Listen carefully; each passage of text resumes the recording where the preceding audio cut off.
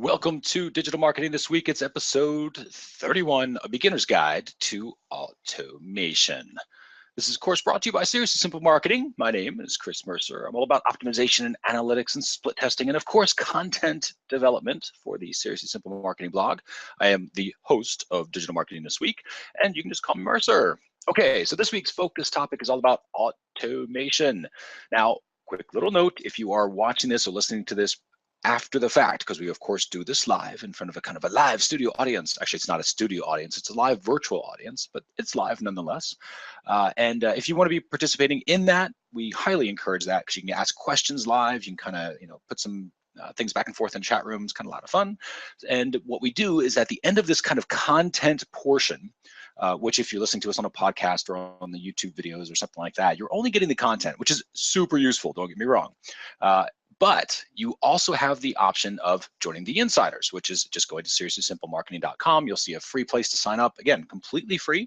And if you're an insider, you can then join us live. We'll send you out the notifications as to when the live event is and a link to access it so that you can participate, ask questions, get some help if you need it with your own marketing business. Again, completely free, just something fun that we like to do. As always, your goal is to get one idea, act on that one idea, and then repeat the process. Now, I'm going to give you a lot of different tools. I'm going to show you a lot of different ways that we automate our own marketing efforts and some ways that you can start to automate yours. The trick here, as with all things, is not to try everything, not to go out and create 17 different accounts. It's to choose the one tool that maybe you've always thought about using, but today was the day you decided you were going to do it, or maybe a new tool that you weren't familiar with. Maybe create that, play with that a little bit, see if it's for you, then go back, pull this recording and take a look and grab that idea. Okay, so why should you care about this particular topic? Well, because today you're going to get a better understanding of what you can do to actually automate your marketing. And there's lots of different parts of marketing that can be automated that may not necessarily be top of mind for you. We're going to give you, of course, some tools that you can use to start, some free and some paid. So there's a combination, but if budget's a concern, there would be plenty of free ones to get started. And if you have the budget, there'll be plenty of paid ones that you can use as well. And of course, we'll give you some tips on what to avoid when automating, just kind of the school of hard knocks that we went through. And ideally, we'll share a little bit more. Okay, so let's talk about a beginner's guide to automation.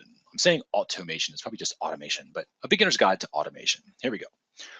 First and foremost, what exactly is automation? When we're talking about automation, we are not talking about, and the image that kind of comes to mind is these little robots that are kind of doing everything for you.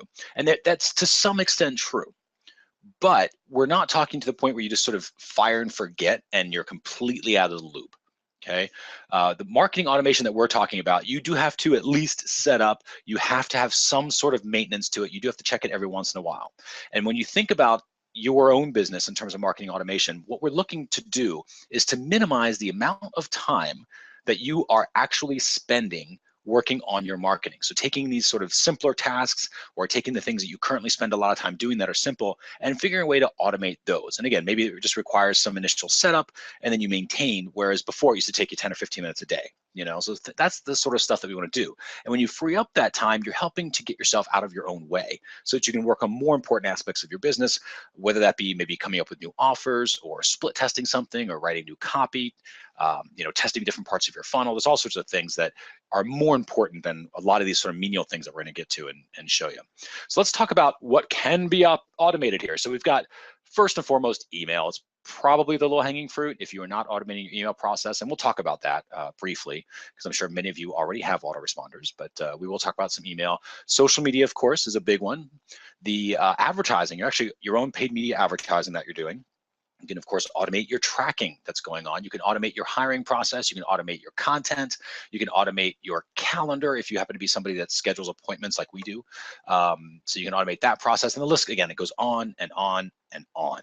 So there's lots of stuff that can be automated. We're going to talk about these main 7 here. And then if you've got other questions, again, if you're listening to this on a pre-recorded version, you can catch us at the blog.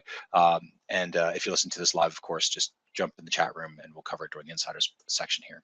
Okay, so email automation, let's first talk about that. Number one, must be using an autoresponder. Now, I know that some of you are out there, if you're listening to this, you're probably thinking, well, of course, an autoresponder is the first thing you learn. It's like Internet Marketing 101. Yes, that's true. However, there are many a successful marketer that do not use an autoresponder. I actually really recently, like within the past 6-8 months, was talking to somebody who the way that they did their emails, actually they were working with somebody and they were kind of telling the story like, you would never believe this, but they are a very successful marketer, 5 figures a month. So very successful marketer. And they take their emails and it's in a spreadsheet.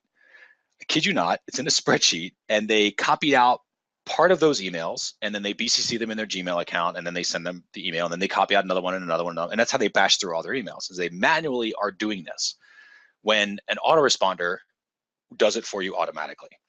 And again, and part of this is not to say like, oh, well, they're obviously just, you know, missing the boat. I mean, they may not be as efficient as they are, but there's no arguing with their results. They are a very, very successful marketer. So you can't look at them and be like, oh my God, that guy's so stupid. But the trick is they just started doing that when they first got in the business, right? They didn't use an autoresponder to start. And so they just sort of used a spreadsheet and it worked. And it just got really, really big to the point where now it's becoming a hindrance. And now it was time for them to obviously move into an autoresponder to make things a little bit easier for them. What I would suggest is when you are first starting out that you start with an autoresponder. So even if you're just starting out, again, something like MailChimp is free. And keep in mind, you know, MailChimp doesn't want you to send out BizOp offers and all that sort of stuff as an affiliate. But if you're just using it for your own business, MailChimp is a really great, friendly place to start. So you can kind of get used to the autoresponder series. If you want a little bit more functionality, you could use things like Aweber, which are also fairly cheap. I think they're around 20 bucks a month to start. I may be off on that, but it's around that. And then of course you've got things like Infusionsoft, which is where we are. But either way, you want to start using an autoresponder, because what that allows you to do is to automate the marketing, right? It allows you to get somebody into a list, and then you just sort of create these emails, and then on day 7 they always get this, on day 10 they get this email, on day 13 they get this email, and there's lots of stuff that you can do. Now the other trick to this is using multiple lists. So what people will do to start, and we did this to start, is we created a list and we just had a list and everybody went to the same list. But when we started learning about the power of segmentation, we could actually use things, and we'll talk about this a little bit later, but we could use things like within Aweber, for example, because that was the one that we used at the time, was when they clicked on a certain link, you can then put them into a different list. And you can automate some of that process, and it helps you to segment the conversation a little bit. So, you know, clicking on a link might put them into a list that they get updates about WordPress, the WordPress core updates, let's say. You know, hey, if you're interested in doing this, click on this link and then all of a sudden they're in a new list with Aweber. And that list allows us, because we're using multiple lists, that allows us to have a better segmented conversation for the particular audience. And that's what those link click rules are all about. So you can set up, and a lot of autoresponders will do this, even the basic ones. You can set up a rule that basically says, when they click on this link, take this action.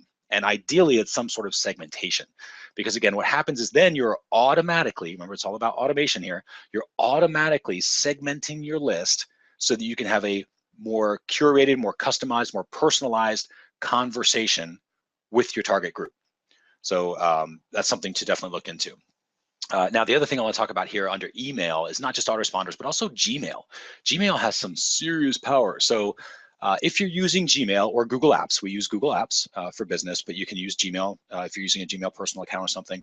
Gmail has these things called filters, which do such an amazing job of helping me get through my own email. And I get hundreds and hundreds and hundreds of emails. I get way too many emails, but I'm on a bunch of different lists. And then of course I've got, you know, clients and, you know, the rare family that comes through. But most of the time, you know, it's just this deluge of emails that come in. I probably got 15 in the last 10 minutes that we've been speaking here. But what I do is I have these filters set up with Gmail. And if you haven't played with this, you want to take a look at this. You set up a filter that says, okay, whenever you get an email from, let's say at SeriouslySimpleMarketing.com, right? So you put in the rule that says anything from at SeriouslySimpleMarketing.com. Make sure you never mark it as spam, which is, of course, is, you know, I have to say that, but you can do that. So you can say, make sure never mark it as spam, and always give it this label, and you can label it. And then what happens is you click on the label of all your Seriously Simple Marketing emails, and they all pop up, so you can see everything. I use that for everything. And I mean that. I have hundreds and hundreds and hundreds of filters that are set up over the years, not all at once, but over the years. And so what happens is when I first sign up for a service, I'll get that welcome email with the login, and I'll create the filter right at that point. And then from that point on, anything that service or product sends me automatically gets hit with that label, still shows up in my inbox, But what's cool is I can now check it on like my mobile phone when I'm out and about, and I can open the email, see, okay, yeah, that's fine, I got it. I just take it out of the inbox and it automatically goes into kind of like a little virtual filing cabinet that's labeled under whatever the label was. And I can always go back to it. So if I forget my login information, you could go back and do it. If I forget, if I wanted proof of something that was canceled, or if I wanted proof of an invoice that I paid, all that stuff automatically gets filed under that label. So it's all in one spot. I know exactly where to get to it, and I don't have to do any weird searches or waste a whole bunch of time finding things. So Gmail, again, has some amazing, amazing power. Something else you can do is a little tip called Boomerang. So we use Boomerang for Gmail, which is awesome because it will allow you to delay messages, it'll allow you to send messages in the future, all sorts of fun stuff and ways to email to work toward your email automation. Okay, let's talk about social media automation. I'm just going to say use Buffer. There are tools like Hootsuite, and if you're doing the kind of social media that requires you to be a social media manager, where you're responding back to maybe DMs on Twitter or messages on Facebook, and you need to have that interactivity, something like Hootsuite probably is better as far as a social media dashboard. But for our purposes, we want to be able to get our messages out, and we want to be able to do it in such a way where it takes me personally 10 minutes to set it up, and then I can like leave it for 3 days and then come back and spend another 10 minutes. That's what Buffer allows us to do. So with Buffer, and again, we use the free account. We are still looking at the paid version. We haven't made that move yet, and maybe eventually we will. But right now, the free version is awesome. We set up 3 accounts. We set up our Twitter account, our Facebook account. So basically, it's our Twitter account for SSM. It's our Facebook page on Facebook, and it's our Google Plus page on Google Plus that we've set up currently. And so what you can do is once those are set up, we just go through Buffer. Buffer actually is really easy to use. It'll give you suggestions even based upon what you shared, which I think is awesome. So if I start, because I started sharing certain things on Google Plus that are more technical, because Google Plus has a more technical sort of geekier crowd there. So I share lots of startup stuff and more technical things with Google Plus. All of a sudden, my suggestions for my Google Plus stream are more technical marketing oriented, right? On Facebook, I might share a whole bunch of stuff about social media, how to get better results on Facebook, how to create content, ways to become a better copywriter. And those suggestions all of a sudden became focused around that. And so every day I can move into my Buffer account here, and I can actually click on those suggestions and just be like, add, yep, add, I like this article, don't like this article. And you just tell Buffer which ones. Again, it takes you maybe 10 minutes.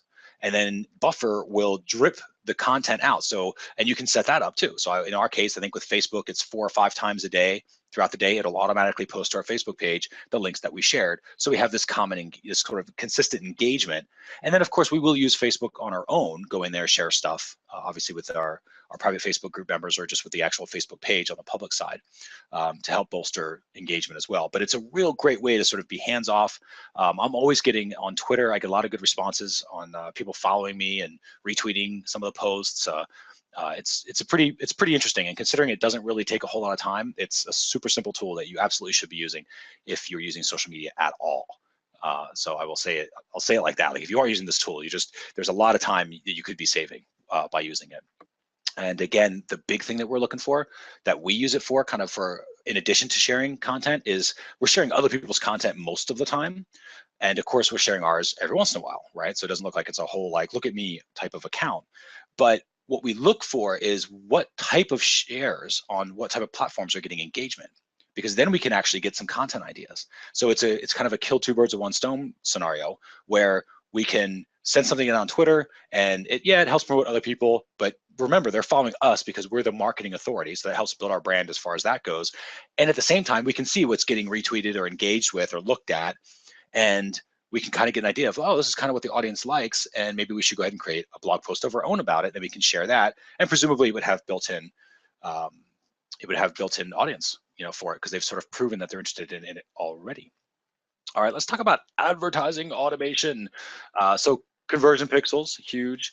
Let the platform do the work and retarget. So we're going to cover these piece by piece. Number 1, if you are not using conversion pixels, please use conversion pixels. We actually just had a series on a previous DMTW where we talked about getting started with Facebook in particular. So if you have not already, make sure you check that episode out. It'll show you all the ins and outs of where to do that. And then what you do is you place these pixels out and you tell Facebook, let's say you put a pixel on your thank you page for your product, right? So after they buy the product, they go through the cart, they get to the fulfillment page or the thank you page to download whatever it is.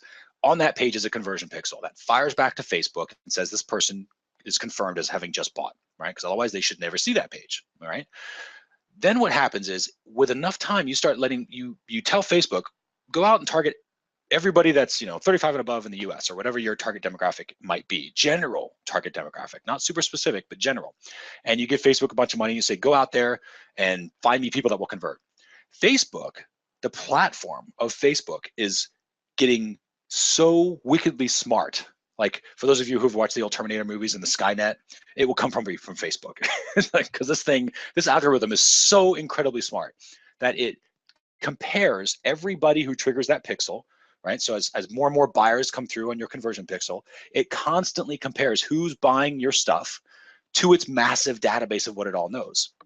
And it pulls random things that you would never as a human put together, but the algorithm can. So it might know that, wow, 75% of the people who buy your stuff happen to have shopped for tires and eat fast food, right? And it knows that. Facebook knows that because it follows us everywhere, just like Google. I don't want to target Facebook. I mean, all the advertising platforms follow us everywhere. It's just how it is. But because they know that different stuff, they will target someone that you would never think of, who is probably going to be a buyer, or at least has a probability of being a buyer. Because if they're giving you more buyers, you're going to give Facebook more money. And so it behooves Facebook to make sure that they're doing that. So that's why you let the platform do the work. You don't have to spend as much time tinkering with stuff. You want to keep an eye on it, obviously, but the platforms are getting so good at optimizing. It's amazing. So definitely worth taking a look at. And then retargeting. Now, again, we created a DMTW, I think a few weeks back now, or a couple of weeks back on retargeting. So if you need some more information about that, that's there. But retargeting is all about going back and asking your audience to purchase again, or to continue the process if they fell off. So as an example with Facebook, you can set up these campaigns so that it says, okay, somebody that saw my sales page, saw my cart, but did not see my thank you page, go back and show them this specific ad, which might be an offer for a discount of the product or something along those lines. And it's a way to go back and ask them to continue the process where they fell off, right? Or to buy additional products if they did buy a product. But the trick to this, and why we've put it in here, is because all of that, once it's set up, is automated. So you put in the conversion pixel, you never have to worry about that again. You basically define your campaign parameters by saying, here's, target 18-year-olds in the US, and here's, don't spend more than $10 a day, let's say. And then you set up the retargeting campaign in the same sort of way. This is, and I'll go back and retarget the people, show them this ad of people that, fell off abandoned the cart, right? Once it's set up, automated, all you need to do is check in, see what the numbers are, add budget, take away budget, maybe inactivate a campaign that isn't working. That's it. Everything else is automated. So again, take a little bit of time to set up, but your advertising is completely automated. You can then focus on creating new products, working your customer support, maybe surveying your new buyers to find out how things are going or what other products they'd like to see, lots of other things. And then everything's always going click here, click here, click here in the background for you, completely automated. So an excellent thing to take a look at. Tracking automation, of course, we're talking about Google Analytics. Now, the automated part of this, we're going to talk about retargeting. This, bring all of these up here. So you want to tag, you want to segment, and you definitely want to be using analytics. Okay, so number one, use Google Analytics. There are lots of other analytics platforms out there. If you're looking for another free one, but you just don't like Google Analytics for some reason, you can use Clicky. Which I believe is at getclicky.com, but that's a fun one to play with as well.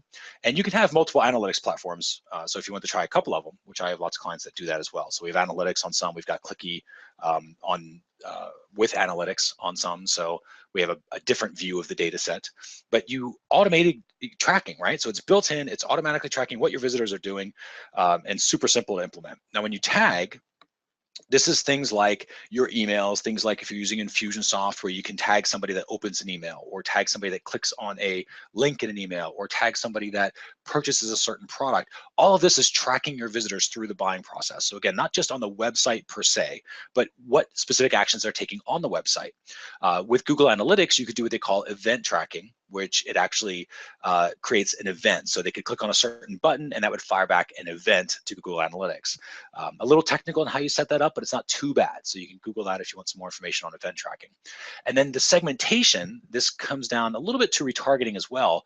But with Google Analytics in particular, you can create a segment of people who have, maybe they're a segment of people who are buyers of a certain product and you want to upsell but they didn't buy the upsell yet, you can create a segment of those people, and you can actually just create a retargeting group from Google Analytics and have that automatically start going out.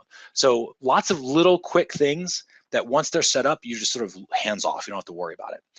And we haven't even talked about the way that goals automatically get tracked in analytics once you set up a goal. So you can just go in there, pull your information. Super simple stuff. And again, obviously we talked about retargeting already. All right, so hiring automation. So this is where, these are some tips that we use. Oops, let me go back here. So when it comes to hiring, there's a couple of tips I can give you, and we do this for our own hiring. This is whether we're hiring for somebody to kind of join us here physically, or if we're hiring for somebody that's an outsourcer, right, or a virtual assistant or something along those lines. The two biggest tips I will give you, and this will save you a ton of time, is you do Easter egg job descriptions and you use Google Form for an application. So here's what that means. And again, this doesn't mean that it's completely automated. You walk away and all of a sudden people show up and they're qualified. That's not how it is.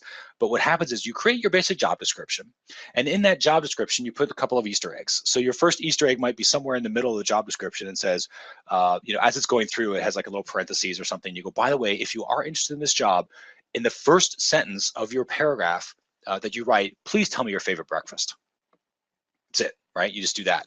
Maybe toward the end of it, when it's like how to go ahead and apply for this job, you might say, please make sure your subject says, like if we were looking for a WordPress developer, as an example, let's say, you say, make your subject say WordPress expert, right? So something that's not quite, it's related to the job, but it's not quite the job description. So they probably won't come up with that on their own. And so then what happens is, as you get your emails from your different job boards, whether it's Craigslist or onlinejobs.ph or CareerBuilder or wherever else you're out there advertising, you'll get these emails that'll come through. If they do not say, in this example, WordPress expert, then they're gone. You just delete them, right? They don't follow directions. And never think to yourself, oh my God, but what if I get rid of the perfect person who has these amazing skills and they're just so good, but they just made the mistake? And the fact is, if it's this early on and they've already made a mistake, you don't want that person. They're not detail oriented. They're not able to pay attention to directions. This is when they should be at their absolute best and double and triple checking things. And the type of person you want to hire needs to be able to do that naturally. So if they've made this error that early on, hey, too bad. Now I have considered applicants that come back. So I have had applicants that come back and be like, oh crap, I missed that. And they apply again, but they do it the right way. And I won't take them out. But initially, that's the first thing. You look at the subject lines, you can just delete the ones that don't say WordPress expert, okay? Now, in that, as soon as you open that email, if they're not talking about breakfast or what the weather was like yesterday in their hometown or whatever kind of secret Easter egg question you want to put in there, if they're not talking about that, they didn't read the entire job description. They're just trying to get a job. You don't want somebody that's just trying to get a job. You want somebody who read the job description, is serious about it, and is willing to follow direction. And so if they don't talk about breakfast, delete them. I don't care. You don't even look at the resume. Don't even read the rest of the thing. Doesn't matter. They did not follow directions. So you get rid of them. So all of a sudden, your massive sort of deluge of all these applicants, you can filter through really fast. And that's exactly what we do. And then what we do is if they have the decent set of skills, right? And I'll give you a little tip for hiring somebody. Your job to hire is you hire somebody who is the person that you want, not somebody who can be the person. And so what we'll look for is to see if they're already doing things that are right now today, right? They're already doing the stuff that is required of them in the job. So if somebody says like, well, I have no experience, but I read some books and I really want to do that, that's not our person, right? So we just get rid of them. So that's a real quick way to filter out. But if somebody says, hey, yes, I'm looking for, I do WordPress development as a freelancer and I'd be looking to join a company full time. Okay, well, at least they have the skill set, right? Then we send them the Google Form application. It's just an automated email that goes back, or it's not so automated, but it is copy and paste. So we take our email and we put in that email, hey, just want to let you know you've made it to the next round. Thanks for your interest. Please click here to continue the process with our online application. And that's a Google form. Now, if you have not used Google Forms, they're completely free, part of Google Docs, Google Drive, that whole thing. And you create this Google form, and what we do is you put in name, detail, contact information, how they best like to be contacted, and then we'll do stuff like, do you want to work for, and again, our parent company is called TommyTrader. So do you want to work for TommyTrader full-time or part-time? Do you want, what kind of hourly rate are you expecting, or what kind of monthly salary are you expecting? Are you expecting to work, you want something for a few months at a time for short-term work? You're looking for long-term work, that's going to last years. And we have all these different, scale of 1 to 10, rate yourself on the ability to create a page, the ability to create a post, the ability to use the, create a plugin maybe, based upon whatever we're looking for, right? So that stuff changes based upon the position that we're hiring for. So we do all of that, again, kind of automated, because that really is just a quick copy and paste, and we send it off. And at this point, I have literally spent, I would say, maybe 30 seconds. From the very time that email comes through, I go, okay, the subject line matched, looks like they like, tacos for breakfast. And so now I'm gonna read to make sure that they have some of the skill sets I'm looking for. They do, great, here's the online application. About 30 seconds to do that, really, really fast. And then in that Google Form application, in that email, it says, please respond back and let me know when you filled this out. Again, why am I doing that? It's to see who responds back and who follows direction. Because if they don't reply back, they're still not our person, right? So we're constantly testing. Each step of our hiring process constantly tests to make sure they're the right person. So when they do reply back, then we'll go into the application itself, and we kind of bold their application. So we know that these people, bold means people have replied back and they follow directions. The ones that are not bold means they never let us know that they filled it out. And again, that's why we're doing that, to see if they can follow direction and stay in communication with us. And then from there, we will go through the application and kind of get us an idea of where their skill sets are. But you'll see people that will apply for a job that maybe pays 15 bucks an hour, and they will say, okay, great, well, I'm looking for $25 an hour. Or I'm looking for, they're going for maybe a part-time job, and they want, but I should say they're applying for a part-time job, but they want full-time work. Well, those are the people you don't want to talk to. They don't move forward. And again, the whole point that we're building this is so it's a very system-oriented, automated process. I go through and I go, great, I'm looking for part-time people, because that's what this position is for right now, yet I have a bunch of people applying for full-time. Okay, well, let's get rid of the full-timers, because that's not what we're looking for. Full-time people that are looking for full-time work, will leave your part-time job. So we don't hire them. It's going to be a waste of time, waste of everybody's time, theirs and ours. And when we're ready for full-time, we can go back to them. But we'll do stuff like, again, $15 an hour, and they say they want $25 an hour. Okay, great, not our market, like we're done. Right? They should never apply for this job in the first place, and the application helps us filter it out. So then we go on to, creating the interview, whether it's Skype, Google Hangouts, or face-to-face, and then from there we can offer the jobs. But that first little part that I just talked about, the Easter egg job descriptions and the Google Form application, when you go to hire or expand your team, and please don't get me wrong, this is not about hiring as an employee. You can do this with outsourcers. You can do this with freelancers on Odesk and Elance. It's amazing, especially the Easter egg job description. You can do that with all of those. It is amazing how many people will not follow direction, because they literally are just copying and pasting responses, and they'll apply for 100 jobs a day just to find something, right? You do not want those people. So, if you're going to take anything from the hiring automation process, definitely take a look at this Easter egg automation. Okay, let's talk about content automation. And really what we're talking about here is automating the ideas, because that's kind of the toughest part. It's coming up, especially if you're trying to keep up with a blog and you got to come up with new and interesting ideas all the time. So a couple things that we use is Google Alerts and Feedly. So these are two things that are automated for us. We set up Google Alerts, and you can just, I think it's just alerts.google.com or google.com/alerts, one of those two. But you basically just say, hey, Google, whenever you see this phrase, send me an email, and it can be every week or something like that, and it will send you the customized search results for that phrase. So in our case, we might create one for WordPress security alert, right? Or WordPress hack. WordPress core update released, something like that. And it'll automatically create a search list for us. And when that phrase and this is new content, so it's not like every week they give you an update, it's whenever something new is published on the web about it. And that's why it's an alert, right? So it's not always going to be a weekly digest, but when something is new that is published, like in this case, let's say a WordPress alert, right? Or a WordPress hack. If that starts happening a lot, and like 3 or 4 blogs start publishing stuff about a hack, I know right away there's a WordPress thing I need to take a look at. And so I can either write about it or, obviously just use it to take action on our own WordPress sites. So that's one way to use Google Alerts. And then Feedly is the new replacement, basically. That's what everybody moved to after Google Reader went away. So Feedly is a super cool RSS reader. It's very easy to use, and you can subscribe to different blogs, and then kind of I can go through 40 different blogs in about a half hour with Feedly, which is great, because otherwise I got to type in the blog or use bookmarks in my browser, and that was just, it's ridiculous and it's tough to get through. But with Feedly, it sort of strips out the stuff. It gives you the content. You can always go into the blog for more information, which I often will, but Feedly helps me to kind of automate that process of putting everything in one place. I can go through it really, really fast and save myself some time. Finally, let's talk about some calendar automation. And again, this is if you are the type of person who needs to schedule appointments, whether maybe you sell, like an hourly consulting rate, or for some other reason you've got that, you can actually do automatic scheduling with tools like TimeTrade or Acuity.